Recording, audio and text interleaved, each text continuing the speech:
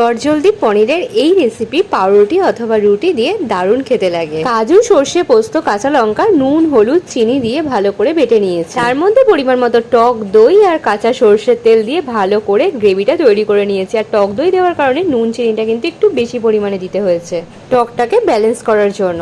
আমি যেহেতু একটু ঝোল করব রুটি দিয়ে খাওয়ার জন্য, তাই মশলার বাটি ধোয়া জলটা একটু বেশি দিয়েছি। তোমরা চাইলে আরো কম দিতে পারো, তাহলে বেশ মাখা মাখা হবে। তারপর ম্যারিনেট করা পনিরটা গ্রেভির সাথে বেশ করে মিশিয়ে নিয়ে ওপর দিয়ে আবার একটু কাঁচা সর্ষের তেল আর একটা কাঁচা লঙ্কা দিতে ভুলো না, যেটা আমি ভুলে গেছি। তারপর টিফিন কৌটোয় ঢেলে ভাতের স্টিমে অথবা প্রেসার কুকারে বসিয়ে দিতে পারো। দেখতে সুন্দর লাগার জন্য একটু চিলি ফ্লেক্স ওপর দিয়ে ছড়িয়ে দিয়েছি। ততক্ষণে এক ঝলক দেখে নাও এই গ্ল্যামারাস হলুদ জবাকে। এর রূপ আর রং সত্যি অনবদ্য।